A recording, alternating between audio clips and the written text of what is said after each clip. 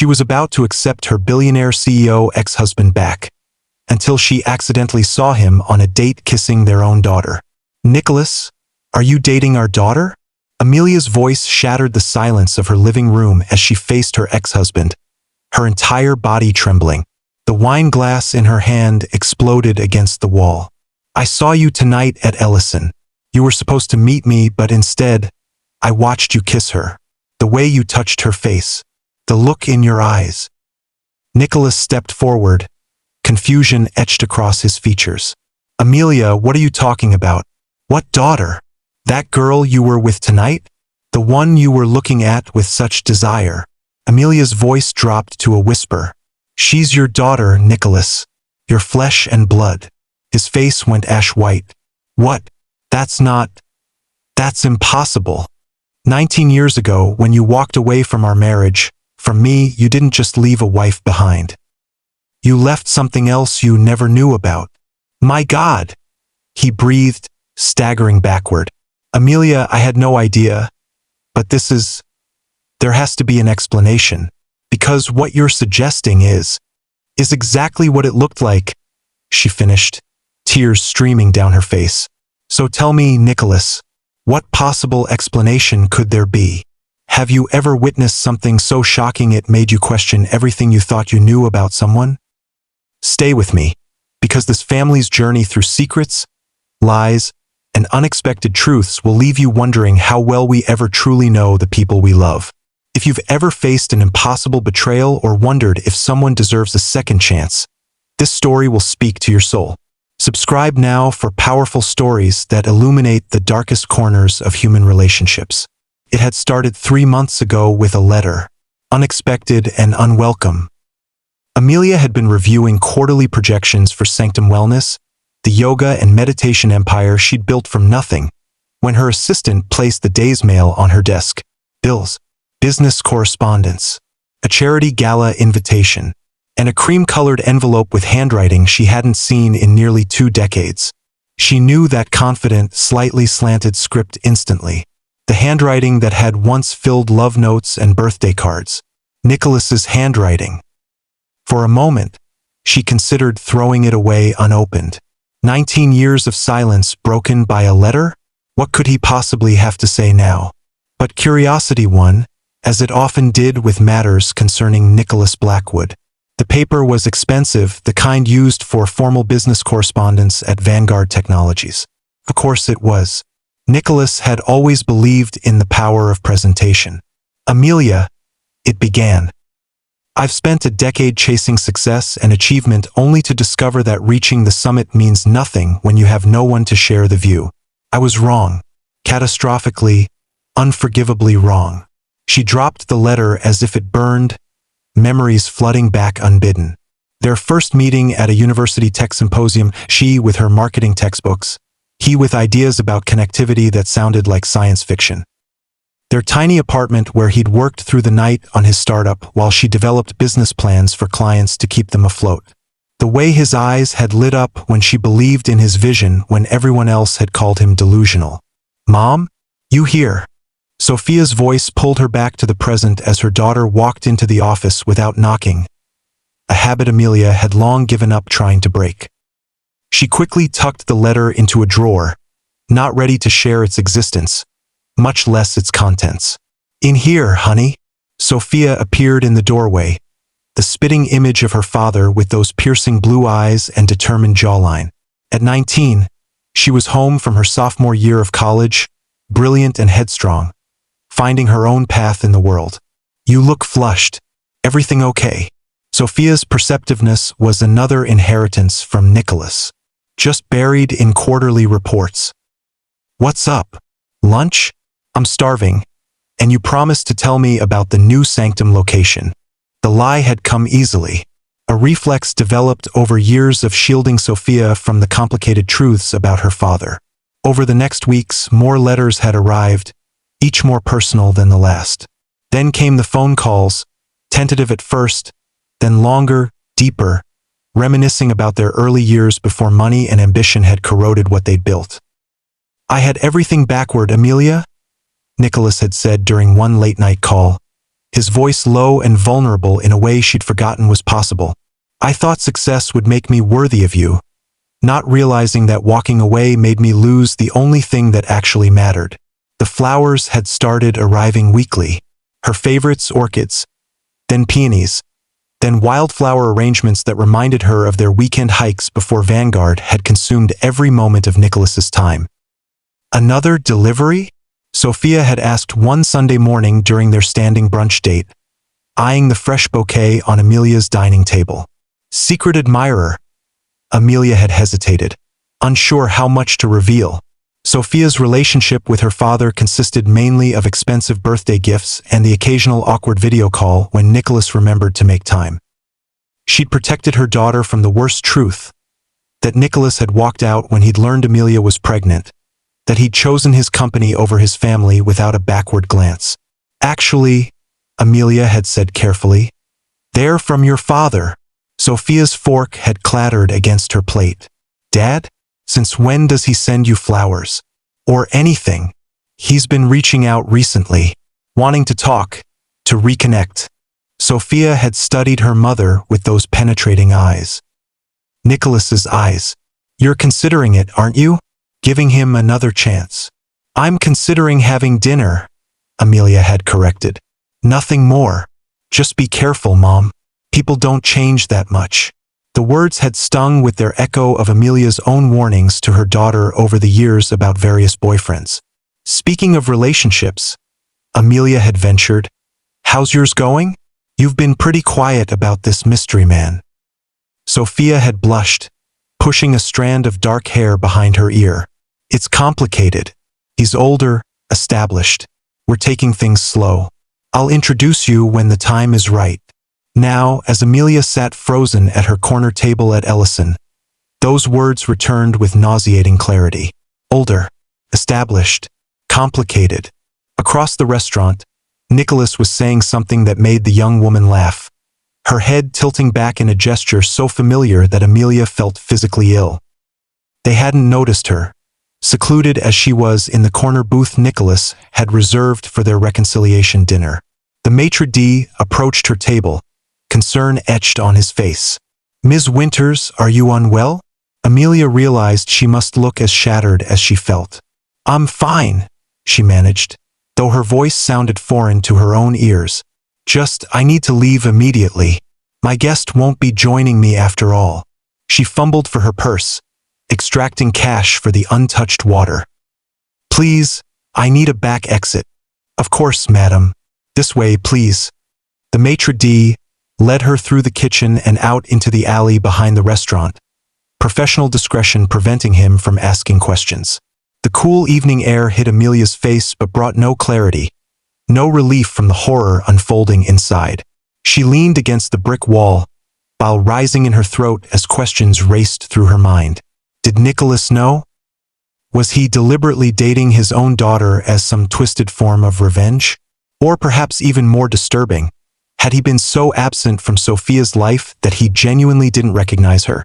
And Sophia, did she know who she was dating? Had she sought Nicholas out deliberately? Was this a calculated act of betrayal? Or was she an innocent victim of Nicholas's manipulations? Amelia's phone buzzed in her purse. Nicholas's name flashed on the screen. She silenced it, unable to face whatever excuse he might offer. Another call came immediately after, this time from Sophia. Amelia's finger hovered over the screen before declining this call too. What could she possibly say to her daughter in this moment?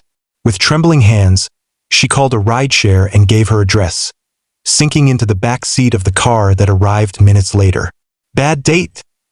the driver asked sympathetically, noting her distress in the rearview mirror.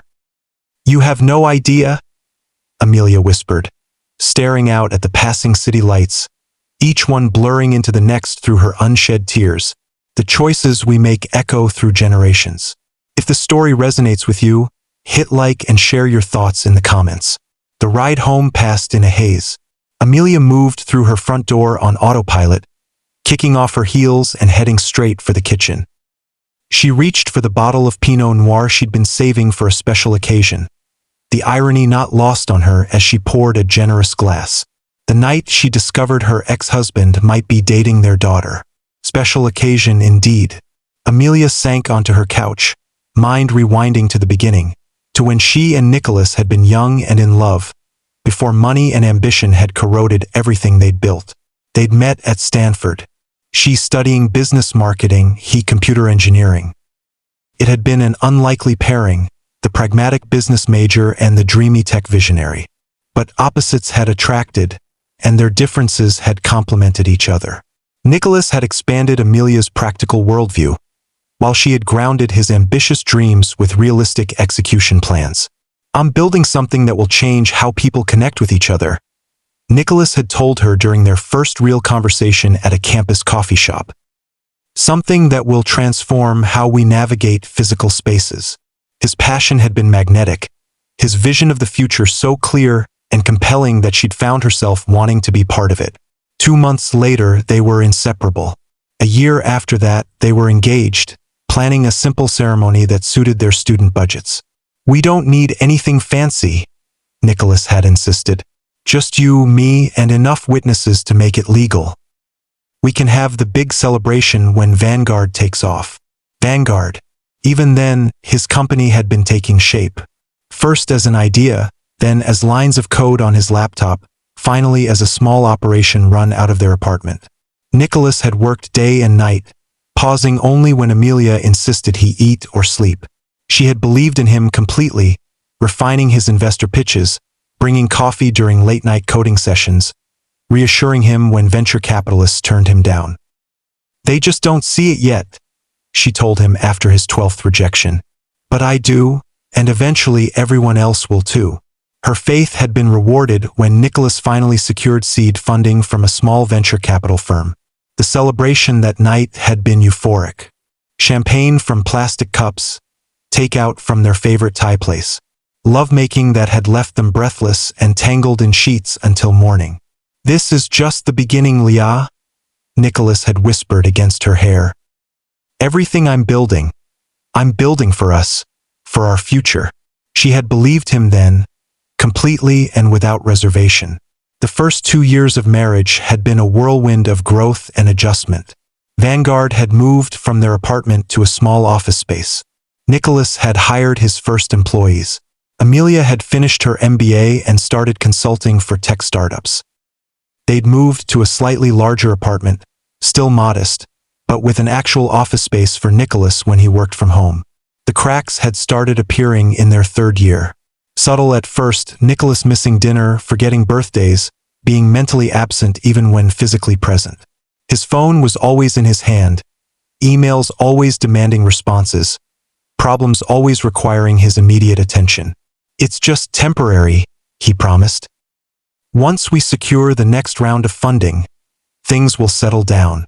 But they never did. Each milestone reached only revealed the next mountain to climb. More funding meant more responsibility, more employees to manage, more clients to satisfy. Nicholas had been pulled deeper into the vortex of his creation, and Amelia had felt herself increasingly on the periphery of his life. Their 5th anniversary had marked a turning point. Nicholas had forgotten it entirely, caught up in preparing for a major presentation to potential investors. Amelia had made reservations at Ellison, then a new restaurant generating buzz for its innovative cuisine. She'd bought a new dress, had her hair done, even splurged on lingerie for afterward. She'd waited at their table for 2 hours before Nicholas had finally called. His voice distracted. "Leah, I'm so sorry." The meeting ran long, and then the investors wanted to continue discussions over drinks. "This could be huge for us. 8 figures, maybe more." "It's our anniversary, Nicholas." A pause. "Shit. God, Leah, I completely forgot. I'm the worst husband in the world. Just come home. We can still salvage the evening." But he hadn't come home. Not that night. The investors had been from out of town. The discussions too important to cut short. Nicholas had sent flowers the next day with a note promising to make it up to her. They'd had a make-up dinner the following weekend, but something fundamental had shifted between them. 2 months later, Amelia had discovered she was pregnant. The timing couldn't have been worse. Nicholas was in the final stages of securing the major investment that would transform Vanguard from a promising startup into a genuine tech industry contender. He was working 18-hour days, sometimes sleeping on the office couch rather than coming home. She'd waited for the right moment to tell him, hoping for a rare evening when he might be present enough to truly hear the news. That moment never came. Instead, she'd told him over the phone, catching him between meetings. "Nicholas, I'm pregnant." The silence that followed had stretched until she'd wondered if the call had dropped. "Nicholas, did you hear me? I heard you." His voice had sounded distant, almost clinical. "How far along?" "8 weeks. I had it confirmed yesterday." Another long pause. This timing is really challenging, Leah. With everything happening at Vanguard." "I know the timing isn't ideal," she'd interrupted, her free hand instinctively moving to her still flat stomach. "But we're having a baby, Nicholas. Our baby. I need some time to process this. Can we talk tonight?" But they hadn't talked that night or the next. Nicholas had stayed at the office, communicating only through brief texts. When he'd finally come home 3 days later, his decision had already been made. "I can't do this right now, Amelia." He'd stood in their living room, tie loosened, eyes bloodshot from lack of sleep. "The company is at a critical juncture. This investment will determine everything, our future, our security. I need to be all in. And our baby doesn't factor into that future?" Her voice had been remarkably steady despite the devastation building inside her. Nicholas had run a hand through his disheveled hair. "Of course it does. But maybe the timing could be better. Maybe after the company is stable, after we've secured our position." The implication had been clear, and it had broken something in Amelia that would never fully heal. "You want me to terminate the pregnancy?" Not a question. A flat statement of the unbearable truth. "I want us to consider all options." His corporate speak, his careful phrasing had only made it worse. "I'm just not ready to be a father. Not yet. And I don't get a say in this? My body, our child? But your decision. Leah, be reasonable. We both know this would change everything. Your career, my ability to grow Vanguard. Get out." The words had erupted from somewhere deep inside her, a place of self-preservation she hadn't known existed. "If you can stand there and ask me to choose between our baby and your company, then you need to leave. Now." His expression had been one of genuine surprise, as if he'd expected her to prioritize his needs as she always had before. "You don't mean that. We need to discuss this rationally." "There's nothing rational about what you're asking. I'm keeping this baby, Nicholas, with or without you." The following week had been a silent war of attrition. Nicholas had moved into a hotel, ostensibly to give her space, but really to avoid confronting what was happening to their marriage. Amelia had alternated between rage, heartbreak, and numbness. Then the transfer had appeared in their joint account. A substantial sum enough to cover medical expenses, childcare, even a down payment on a smaller place. No note, no call, just money. As if Nicholas could purchase his way out of fatherhood. The divorce papers had arrived 3 days later along with a generous settlement offer. Nicholas had signed his portion already, his signature a painful reminder of birthday cards and love notes from a different lifetime. Amelia had signed too, her tears staining the pages. Not because she wanted a divorce, but because she refused to beg a man to love his own child. If Nicholas could walk away so easily, then perhaps they were better off without him. A sharp knock at her door pulled Amelia from her painful memories. She glanced at her phone. 11 missed calls from Nicholas. 5 from Sophia. A dozen text messages she couldn't bear to read. The knocking came again, more insistent. "Amelia, I know you're in there. We need to talk. Please." Nicholas's voice. She considered ignoring him, but the questions swirling in her mind demanded answers, however painful they might be. She opened the door to find him looking nothing like the confident CEO she'd glimpsed at Ellison hours earlier. His tie was loosened, his hair disheveled as if he'd been running his hands through it repeatedly. The expression on his face was one she'd never seen before, fear mixed with a vulnerability that made him appear almost young again. "Thank you for seeing me," he said as she stepped aside to let him in. The formality was strange considering their history, but perhaps appropriate for the gravity of the moment. Amelia led him to the living room, arms crossed protectively over her chest. "What do you want, Nicholas?" "To explain what happened tonight. What you think you saw." "What I think I saw?" Her voice rose dangerously. "I know what I saw. You with a young woman, caressing her face, kissing her. Yes, that happened. But Amelia, I had no idea. No idea that she was your daughter? Is that supposed to make it better?" Nicholas's face drained of color again. "She's really my daughter?" "Our daughter." "Yes, Nicholas. The baby I was pregnant with when you walked out. The child your money helped support but you never bothered to meet.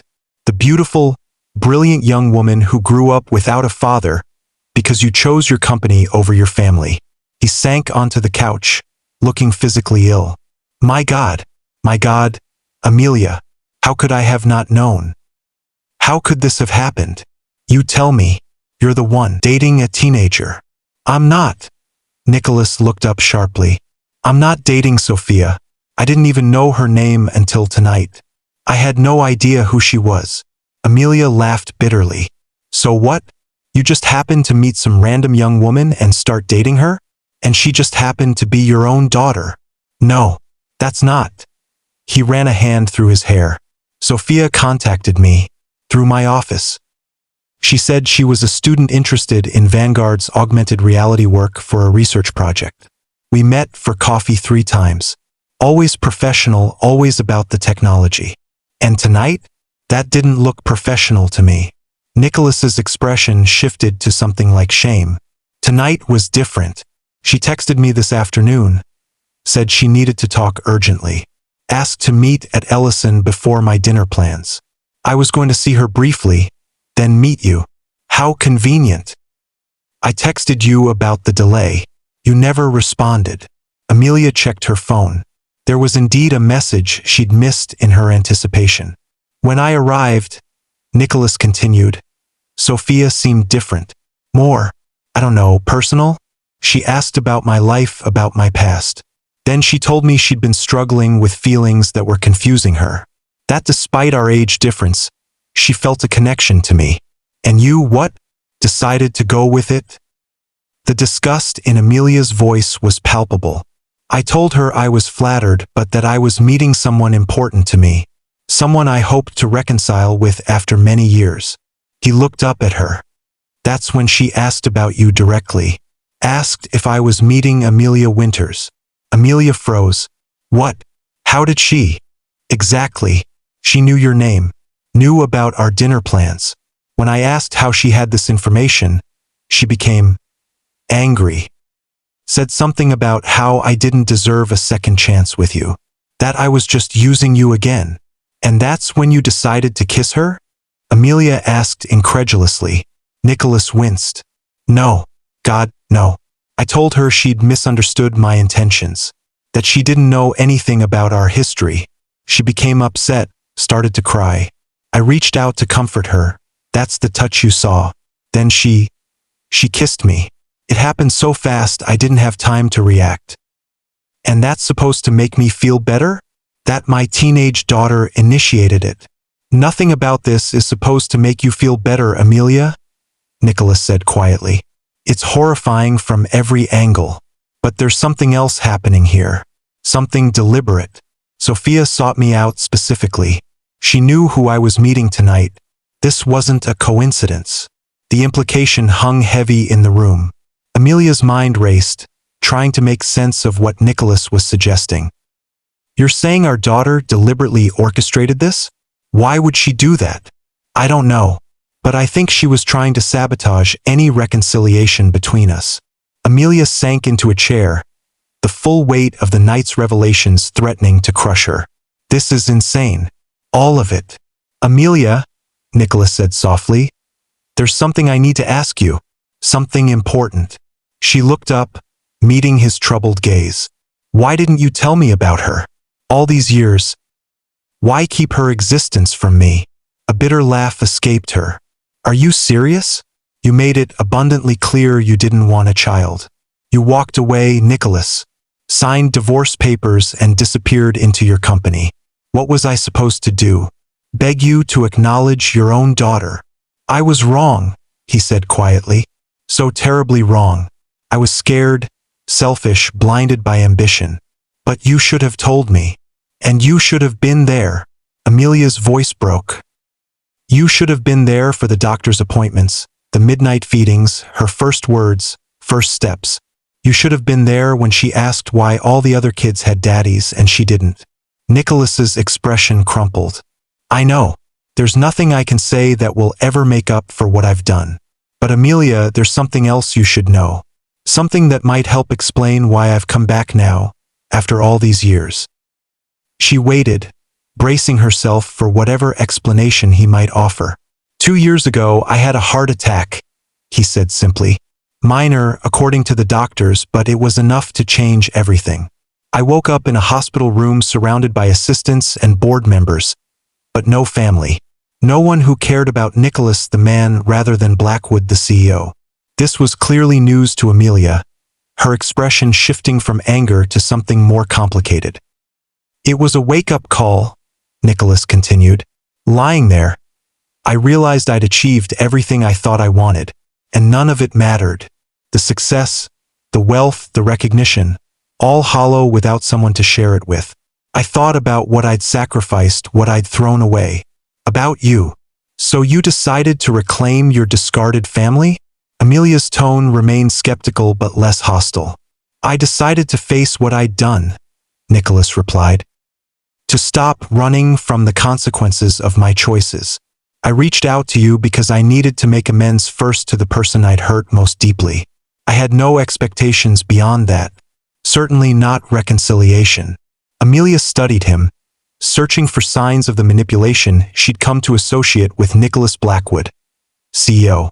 But all she saw was Nicholas, the man she'd once loved, vulnerable, flawed, and seemingly sincere.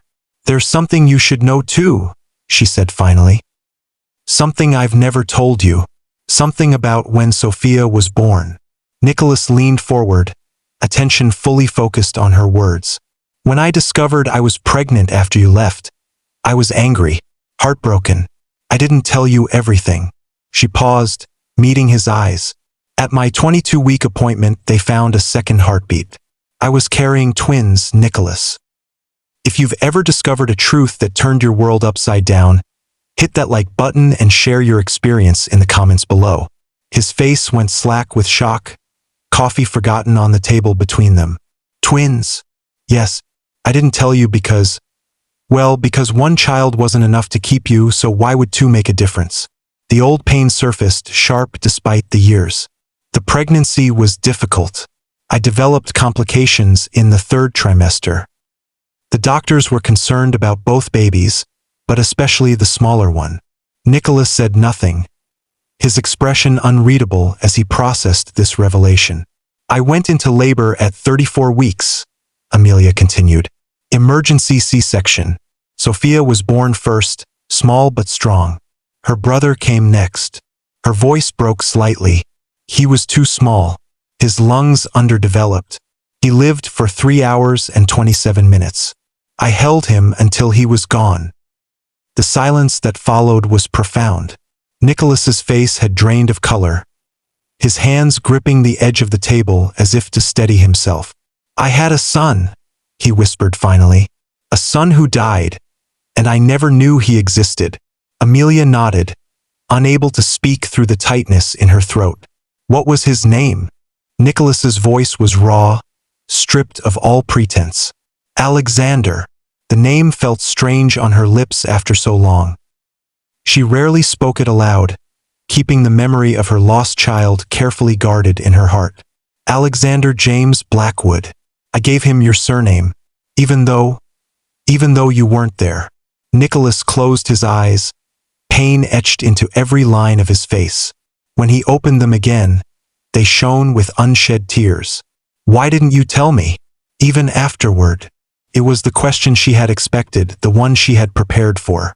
Yet the answer still felt inadequate. At first it was anger. You had made your choice, and I didn't want your pity or your guilt. Later it was, I don't know, a kind of protection, I guess, for all of us. What good would it have done, Nicholas? Would it have changed anything? It would have changed everything, he said quietly. To know I had lost a child before I even knew he existed. God, Amelia, the weight you've carried alone. An unexpected sob escaped her, quickly stifled. I did what I had to do. For Sophia. For myself. Does she know? About her brother. Amelia shook her head. No. I've never found the right moment, the right words. How do you tell your child that they had a twin who didn't survive? That their father wasn't there for either of them? Nicholas flinched at the accusation but didn't deny it. So Sophia doesn't know about Alexander. Doesn't know the full circumstances of our separation. And now she's apparently trying to sabotage any reconciliation between us. It appears so. Amelia rubbed her temples, feeling the beginning of a migraine. She thinks she's protecting me from you, from whatever manipulations she believes you're planning with this reconciliation attempt. The irony being that my intentions are actually sincere for once, Nicholas said with a bitter laugh. 19 years too late, but sincere nonetheless. The silence between them stretched, filled with the weight of shared history and separate pain. Nicholas's coffee sat untouched, growing cold as he struggled to process everything Amelia had just revealed. A son, he repeated, the words still foreign on his tongue. We had a son, Alexander. Yes. Nicholas ran a hand over his face, the gesture revealing a vulnerability Amelia rarely associated with the confident CEO he had become. All these years, I've pictured Sophia growing up, imagined the milestones I missed, but I never knew, never even considered. You weren't supposed to know, Amelia said, her voice gentler than before. That was my decision and I stand by it. You made your choice when I told you I was pregnant. One baby or two, it wouldn't have changed anything. You can't know that, Nicholas argued, a flash of his old intensity breaking through. You decided for both of us. Like you decided for both of us when you walked out. The words hung between them, sharp and unavoidable. Nicholas had no response to that.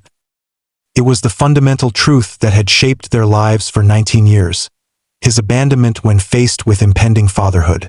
We need to focus on the present, Amelia finally said. On Sophia. Whatever she's planning, whatever she thinks she knows about you or us, we need to handle it carefully. Nicholas nodded, forcing his attention back to the immediate crisis. From what I gathered tonight, she believes I'm manipulating you, using our past connection to exploit you somehow. And does she know you're aware of who she is to you? I don't think so. When I realized something wasn't right about her interest in me, I made excuses and left as quickly as I could after that incident. I've been trying to reach both of you ever since. The doorbell rang, startling them both. Amelia glanced at the clock, nearly midnight. That could be Sophia, she said, rising from her chair. If she knows you're here. Nicholas stood as well, straightening his disheveled appearance with the automatic precision of a man accustomed to boardroom presentations. How do we handle this? What do we tell her? The truth, Amelia said firmly. Or at least some version of it. We can't keep spinning protective fictions. Look where that's gotten us. The doorbell rang again, more insistently. Amelia moved toward the front door, Nicholas following a few steps behind. She took a deep breath, centering herself before opening the door. Sophia stood on the porch, still wearing the emerald dress from the restaurant. Her expression shifted rapidly from concern to confusion to suspicion as she registered Nicholas's presence behind her mother. What's he doing here? She demanded, stepping past Amelia into the house. And why did you leave Ellison without saying anything? I looked everywhere for you. I think you know exactly why I left, Amelia said quietly, closing the door. I saw you with your father, Sophia. I saw the way you were with him, not as his daughter, but as if you were on a date. Sophia's eyes widened in horror. You think? Oh my God, Mom, no. That's disgusting. Then explain what I saw. Explain why you've been secretive about dating an older, established man. Why you kissed Nicholas tonight. I didn't. I wasn't. Sophia's gaze darted between her mother and Nicholas, a trapped expression on her face. Then her shoulders sagged. You weren't supposed to see that. You were supposed to arrive later. After. After what, Sophia? Nicholas asked, his voice carefully controlled. After I proved what kind of man you really are, she shot back. After I showed Mom that your precious CEO would hit on a girl young enough to be his daughter. That you're exactly the selfish, opportunistic person I always suspected you were. By kissing me? Nicholas asked, bewildered. How exactly was that supposed to prove anything? You were supposed to respond, to show interest, to reveal yourself as the predator I know you are. Amelia stepped forward, taking her daughter's hands. Sophia, look at me. Did you know who Nicholas was when you first contacted him? Of course I knew, Sophia said, pulling away. I've Googled my father enough times over the years. I know exactly who Nicholas Blackwood is. And he had no idea who you were, Amelia said softly. He never knew I was pregnant when he left. He's only learning about you tonight. Sophia's expression faltered slightly. What? No, that's not. She turned to Nicholas. You knew about me. Mom always said you were just too busy with your company to be involved. Your mother was protecting you, Nicholas said gently. Sparing you the painful truth that I chose to walk away before I even knew you existed. No. Sophia shook her head vigorously. No, that's not. Mom always said you cared in your way, that you sent the gifts, paid for my education. I did those things, Nicholas acknowledged, but only after your mother contacted my office when you were 5, requesting financial support. The lawyers handled most of it. I was a coward, Sophia. I stayed away because I was ashamed of abandoning your mother, and by extension you. Tears filled Sophia's eyes. So everything I believed about you was true. You abandoned us for your precious company. Yes, Nicholas acknowledged. But that's still not the whole story. What more could there possibly be? Sophia demanded. Amelia took a deep breath. This was the moment she had avoided for 19 years. Sophia, after the divorce was final at my 22-week checkup, the doctor found something unexpected. A second heartbeat. I was carrying twins. Sophia went completely still, shock written across her features. Twins? I had a twin, Amelia confirmed softly. A brother. I didn't tell your father. If one child wasn't worth staying for, why would two change his mind? The pregnancy was difficult. I developed complications in the 3rd trimester, went into labor at 34 weeks. Nicholas reached across the space between them, covering Amelia's hand with his own. A gesture of support that surprised them both. She didn't pull away. Emergency C-section, she continued. You were born first, small but strong, with a lusty cry that made the nurses smile. Your brother came next, smaller still and silent. The doctors worked frantically, but his lungs were too underdeveloped. He lived for 3 hours and 27 minutes. I held him until he was gone. Tears streamed down Sophia's face. I had a brother.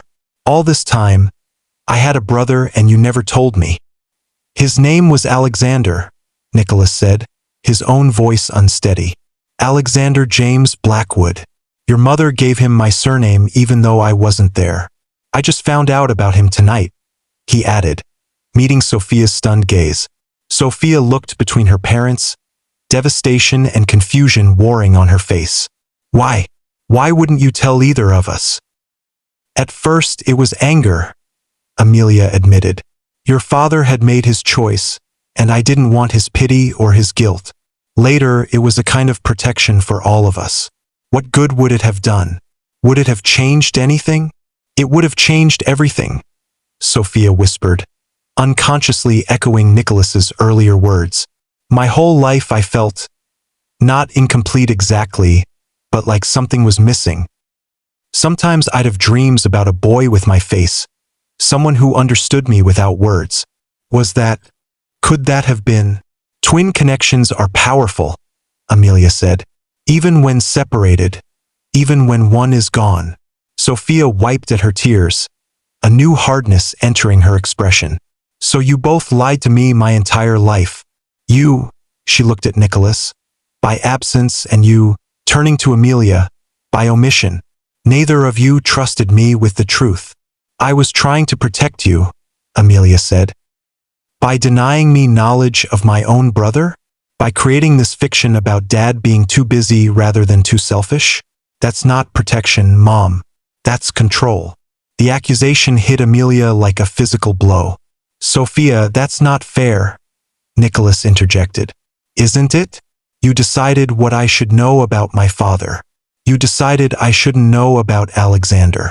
You've been managing my perception of reality my entire life. She was being a mother, Nicholas said. Making impossible choices to shield you from pain. Don't defend her, Sophia snapped. Not now. Not after everything. This is why I had to find out for myself. Why I had to investigate you. Everyone has been lying to me my whole life. Is that why you sought me out? Nicholas asked. To uncover the truth about me? Yes. After I found Mom crying over your letter 3 months ago, I decided to research you properly. Not the sanitized version she'd given me all these years. I wanted to know who you really were, what kind of man would abandon his family then try to come back 19 years later. And tonight's performance? Nicholas asked carefully. What were you hoping to accomplish? Sophia had the grace to look slightly ashamed. I wanted Mom to see what kind of man you really are. I thought if I flirted with you, if I could get you to respond inappropriately, she'd realize you haven't changed. That you're still selfish, still only thinking about what you want. But I didn't respond the way you expected, Nicholas said. No, Sophia admitted. You tried to let me down gently, said you were meeting someone important to you. So I escalated. I kissed you, hoping Mom would walk in and see it. Which I did, Amelia said quietly. But I didn't see your manipulation, Sophia. I saw what looked like my ex-husband in a romantic embrace with a young woman I recognized as my daughter. Do you have any idea how devastating that was? Sophia's face crumpled. I didn't think. I just wanted to protect you from making the same mistake again. That wasn't your decision to make, Amelia said firmly. I'm your mother, but I'm also a grown woman capable of making my own choices. Like the choice to hide my brother from me? Sophia challenged. Like the choice to create a fiction about Dad rather than tell me the truth? Amelia flinched. That's different. Is it? Or is it exactly the same? We've all been making decisions about what others deserve to know, playing God with the truth. The three of them fell silent, the weight of Sophia's words settling around them. For the first time, they were seeing each other clearly, not as the roles they played in their family drama, but as flawed human beings trying to navigate impossible situations. Where do we go from here? Nicholas finally asked. All of us. I need time, Sophia said, her voice steadier now, to process everything I've learned tonight, to figure out what it means for me, for us. She looked between her parents. I'm going back to my apartment. I'll call tomorrow once I've had a chance to think. Amelia nodded, understanding her daughter's need for space. Of course, but Sophia, please know that everything I did, all the choices I made, came from a place of love. Imperfect human love, but love nonetheless. I know, Sophia said, her voice softening slightly. That's what makes this so complicated. She turned to Nicholas. And you? What happens now with you and Mom? With us? Nicholas met her gaze steadily. That depends on both of you. I've spent 19 years as a peripheral figure in your life and in your mother's. Whether I remain that way is no longer solely my decision. Sophia seemed to consider this, then nodded once. Good night, she said simply, moving toward the door. Sophia, Amelia called after her. Are you okay to drive? You could stay here tonight. I'm fine. I need my own space right now. She paused at the door, turning back. I do have one more question. For both of you.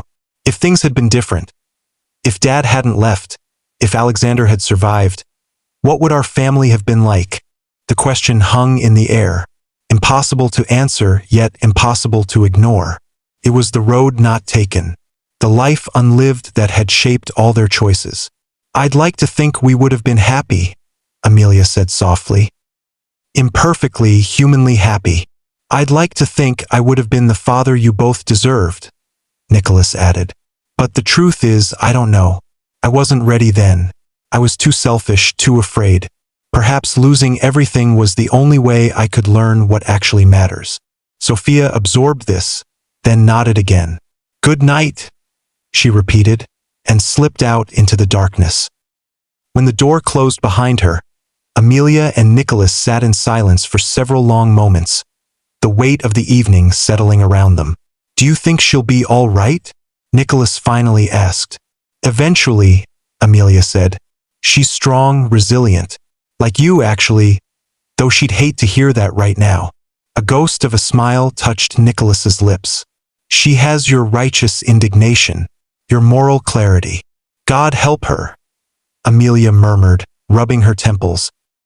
The emotional toll of the evening was manifesting physically. Nicholas noticed. I should go, he said, rising from the sofa. You need rest. We all do.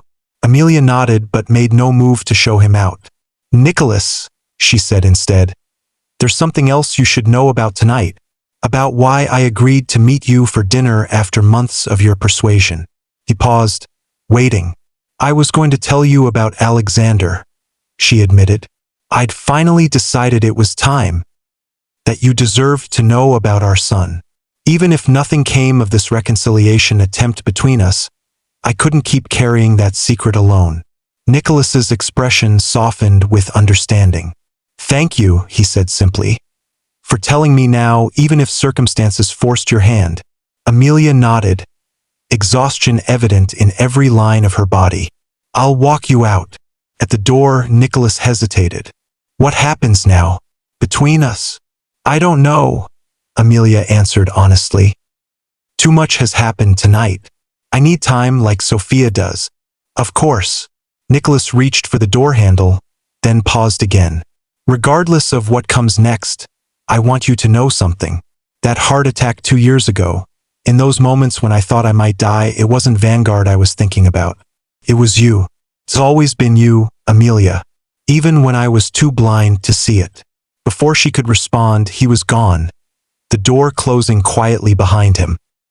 Amelia stood in her entryway, feeling as if the foundations of her carefully constructed life had been shaken to their core. Everything she had believed about the past 19 years, every narrative she had created to make sense of Nicholas's abandonment, every protective fiction she had crafted for Sophia's benefit, all had been challenged tonight. She moved through her house on autopilot, turning off lights, checking locks, going through the motions of normality when nothing felt normal anymore. As she slipped between the sheets, exhaustion pulled at her, but sleep remained elusive. Too many questions, too many possibilities swirled in her mind. What would happen with Sophia? With Nicholas? With the fragile, complicated bonds that connected them all? Life rarely gives us perfect endings, but it always offers lessons. If this story touched your heart, make sure to like, subscribe, and share for more powerful stories that remind us what truly matters. The next morning dawned clear and bright, sunlight streaming through Amelia's bedroom windows with cheerful disregard for the emotional chaos of the night before. She had finally fallen asleep in the early hours, her dreams troubled by images of Nicholas, Sophia, and a small boy with familiar blue eyes who kept disappearing whenever she reached for him. Her phone chimed with a text message. Sophia, can we meet for coffee? Just us. The usual place. 10 a.m. Amelia typed a quick affirmative response, relief flooding through her. At least her daughter was willing to talk. It was a start. She showered and dressed simply in jeans and a soft sweater, her weekend uniform. The cafe where she and Sophia traditionally met for their Sunday brunches was a small, homey place just a few blocks from Amelia's house, with mismatched furniture and excellent pastries. They had been coming here since Sophia was in high school, establishing it as neutral ground for their more difficult conversations over the years. Amelia arrived early, as was her habit, securing their favorite corner table and ordering a pot of Earl Grey tea for herself. Sophia appeared precisely at 10:00, looking tired but composed in leggings and an oversized sweater, her dark hair pulled back in a messy bun. She'd clearly dressed for comfort rather than appearance, a tell that she was still processing the emotional impact of the previous night. "Hi, Mom," she said, sliding into the chair across from Amelia. "Thanks for meeting me." "Of course," Amelia replied, studying her daughter's face for clues to her emotional state. "How are you feeling today?" Sophia gave a small, humorless laugh. "Like my entire understanding of my family history was just demolished. But other than that, great." The waitress approached, saving Amelia from having to respond immediately. Sophia ordered a triple-shot latte and a chocolate croissant, her comfort order. Another sign of her distress. When they were alone again, Sophia looked directly at her mother, her blue eyes, Nicholas's eyes, serious and intent. "I have questions, a lot of them, and I need you to be completely honest with me. No more protective half-truths." Amelia nodded, bracing herself. "I promise. Complete honesty." "Tell me about Alexander," Sophia said immediately. "Everything. What he looked like, how long you knew about him, what happened when he died. All of it." Amelia took a deep breath. This was the conversation she had both dreaded and longed to have for 19 years. "I found out I was carrying twins at my 22-week appointment," she began. "The doctor detected the second heartbeat during the ultrasound. It was overwhelming. I was already terrified about raising one child alone, and suddenly there were two. Did you consider telling Dad then?" "Briefly," Amelia admitted. "But he had made himself very clear about not wanting to be a father. The divorce was already final. I was angry, hurt, determined to do it on my own." The waitress returned with Sophia's order. She took a sip of her latte, waiting for Amelia to continue. "The pregnancy became complicated around month 7. Amelia went on. "One twin, you, was developing normally. The other, Alexander, was smaller, showing signs of what they called intrauterine growth restriction. My blood pressure was dangerously high. The doctors put me on bed rest for the remainder of the pregnancy. Grandma moved in to help, right? I remember you telling me that." "Yes." "She was not supportive of my decision to keep the pregnancy. She thought I should have tried to work things out with your father. But she helped anyway, in her own critical way." "Then what happened?" "At 34 weeks, my blood pressure spiked dangerously. The monitors showed Alexander in distress. They performed an emergency C-section." Amelia's voice caught slightly. Even after 19 years, the memory remained painful. "You came first.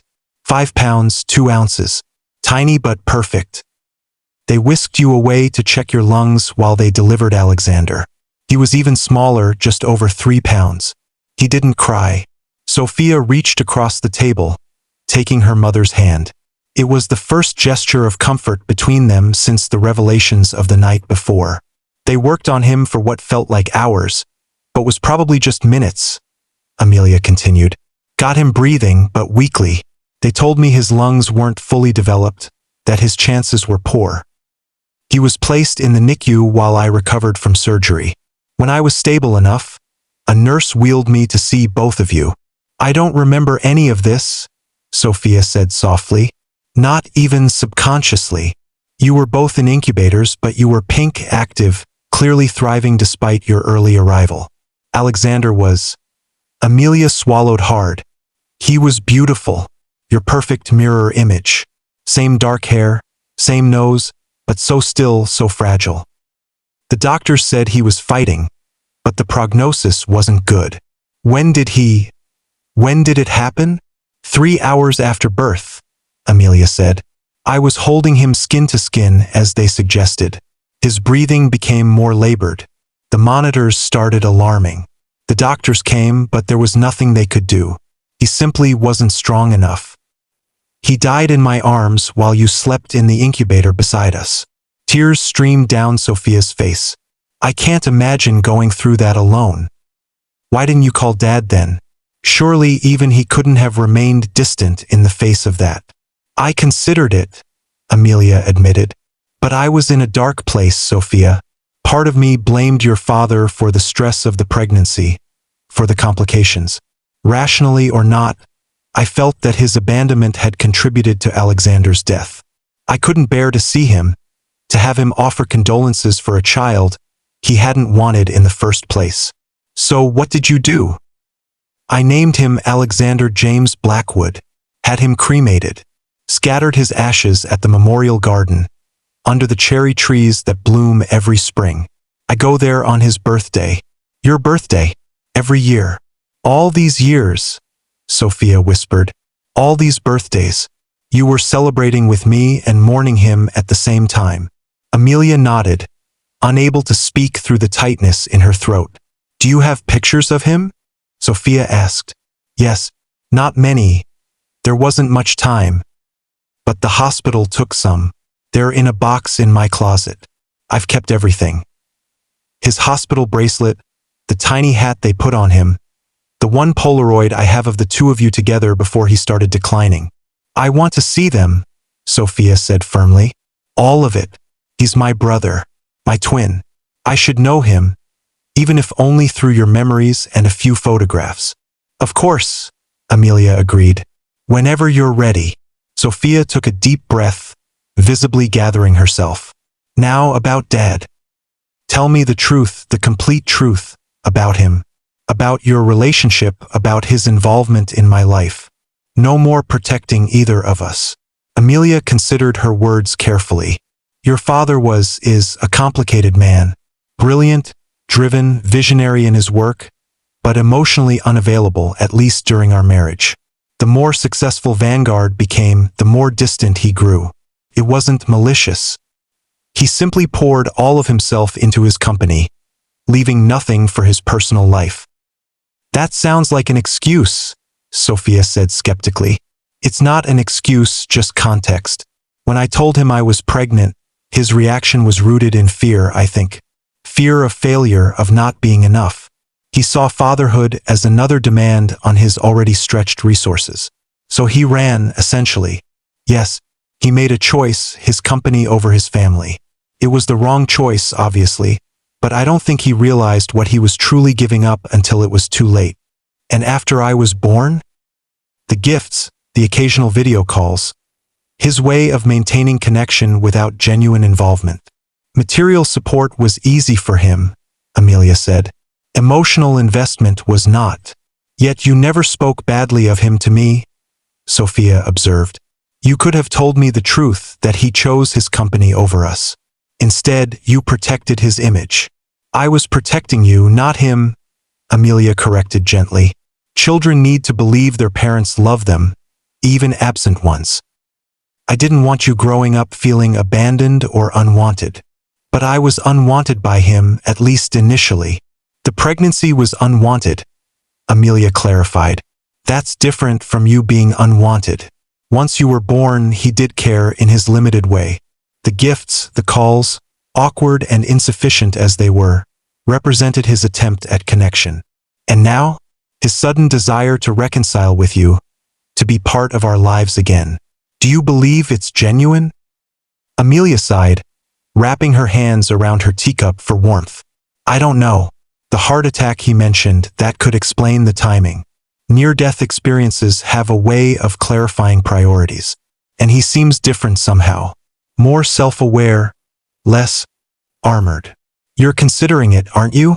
Giving him another chance. There was no accusation in Sophia's tone now, just curiosity. I was, Amelia admitted, until last night. Now everything feels so complicated. There's so much history between us, so many secrets exposed. I need time to process what all this means for me, for my future, and for us as a family, whatever that means now. And that depends partly on me, Sophia said. How I feel about having Dad in my life in a more meaningful way. Yes, and about how you feel after learning about Alexander. About the choices I've made, the truths I've kept from you. Sophia was quiet for a moment, considering. I'm angry, she finally said. At both of you for different reasons. But I also understand better now. Why you did what you did. Why he's trying to make amends. I don't know if I can forgive either of you yet, but I think I want to try to build something new. Something honest for once. Amelia reached across the table, taking her daughter's hand. That's all any of us can do. Try to move forward with truth, even when it's painful. As they finished their drinks and prepared to leave, Sophia paused, a thoughtful expression on her face. You know what's strange? After everything that's happened, all the lies and revelations, I actually feel closer to both of you. Like I'm finally seeing the real people behind the parent roles, with all your flaws and complications. Growing up is partly about recognizing your parents as human beings, Amelia said with a sad smile.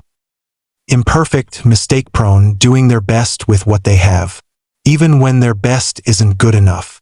Especially then, Sophia agreed softly.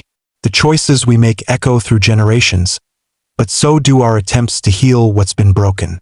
If this story resonates with you, please like, share, and subscribe for more powerful tales of family, forgiveness, and finding your way home.